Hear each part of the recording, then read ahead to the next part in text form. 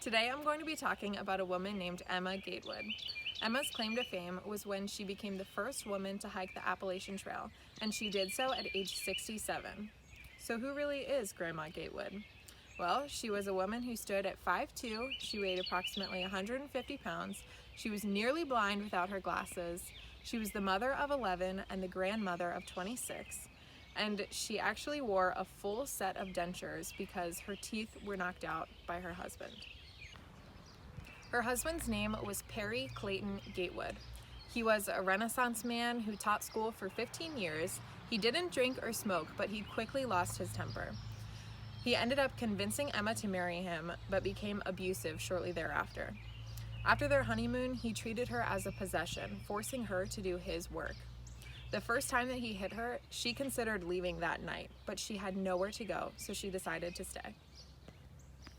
The abuse continued for the duration of their marriage. I will now be reading an excerpt from the book Grandma Gatewood's Walk of what her children remember from the abuse. She could hide in the woods always. I've always done a lot of walking in the woods, she'd tell a newspaper reporter years later. The stillness and quiet of the forest has always seemed so wonderful, and I like the peacefulness. Some people thought she was crazy, but she found a certain restfulness that satisfied her nature. The woods made her feel more contented. She was comfortable there, especially when her home was ruled by a tyrant. In later years, she would confide in her children that her father not only blackened her eyes and bloodied her lips, but that his sexual appetite was insatiable. He demanded she submit to him several times a day. They didn't know it then, but they were used to their mother seeking haven in their beds, in the quiet of the night, because she couldn't bear to lie next to him. The children saw what he did to her, and they'd carry the memories into their old age. The muffled noises that pierced the night, the bruises on her face, the trajectory of her waning patience. Rowena, the fifth-born, would always remember her mother silhouetted in an upstairs window, looking out, when a hand grabbed her hair and cast her to the floor. She would remember screaming and her older sister slapping her face to make her stop. Louise would remember her father telling her mother she was crazy and punching her in the face with his fist. Lucy, the youngest, would remember hearing a cry and running upstairs to find her father on top of her mother, his hands around her throat, her face turning black. Nelson would remember finding his father beating his mother and lifting his father off of her long enough for her to run away into the woods. They'd carry the whispers with them, that he spent his money, their money, fulfilling his desires on 2 Street in Huntington, West Virginia. That he had convinced the neighbors that his wife's complaints were the complaints of an insane person. Even when he broke a broom over her head, he could convince others that he really loved her. Multiple times I was black and blue in a lot of places, but mostly my face, she wrote later. I did not carry one single child that I did not get a slapping or beating during that time, and several times he put me outside and told me to go.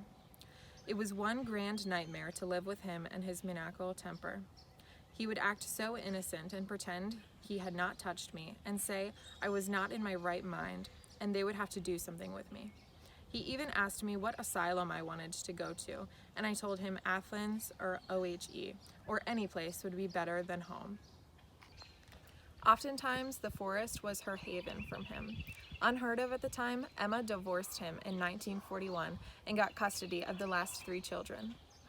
Once all of her children were grown, she decided to take a long walk on the Appalachian Trail. She brought the following with her: some food rations and drinking water, a nice dress just in case, a warm coat, shower curtain, Swiss Army knife, flashlight, candy mints, bobby pins, iodine, Vicks salve, and a pen and notebook. She packed very lightly. Her pack only weighed 17 pounds. She had no map, sleeping bag, or tent, and through the duration of her hike, she went through 7 pairs of shoes. On this hike, she wasn't purposefully seeking out the news reporters, as she left without telling any of her children. But on her 48th day, the newspapers found her and wrote a story. The Roanoke Times wrote, "Ohio woman, 67, hiking 2,050 miles on Appy Trail." The story swept the nation, and she became known as Grandma Gatewood. Once the story came out, she finally wrote to her family and told them of her trek. An excerpt from her New York Times obituary reads, As she closed in on Mount Kehittin, the northern terminus of the trail in a rugged part of Maine, newspaper reporters extolled her achievement, and much of America was pulling for her. People were clipping newspaper articles at kitchen tables and watching her traipse across the evening news on television, wondering whether she'd survive. This woman in so mean a place. Little did they know what she had already survived. Her story even carried to a congressional meeting. Representative Thomas A. Jenkins spoke about her accomplishments and says, "In performing this great undertaking, she wore out 7 pairs of shoes.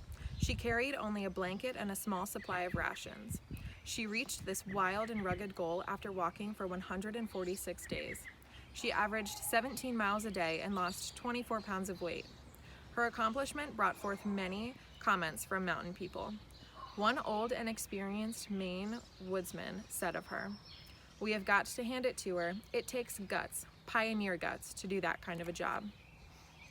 Mrs. Gatewood read about the trail 3 years ago and how well marked it was that there were shelters at the end of a day's hike, but she found that most of the shelters had been blown down or burned. Much of the time she spent sleeping on benches, tables, and on the ground. On bitter cold nights, she would heat stones to sleep on. In places, the trail was little more than a path. There were sand and gravel washouts, weeds and brush up to her neck, but she would not quit. She inched her way over great ledges of shelf rock made slick with sleet, waded across 30-foot wide mountain streams, whacked with her cane at dense underbrush. She is not afraid of forest animals, although a rattlesnake struck but just got her dungarees.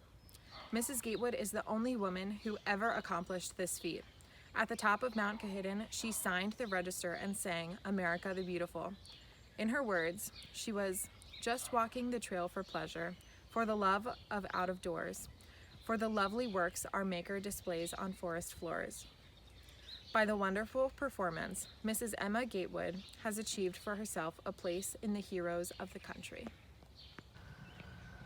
After this story came out, the Appalachian Trail Conservancy focused on upkeep due to the obstacles that she faced.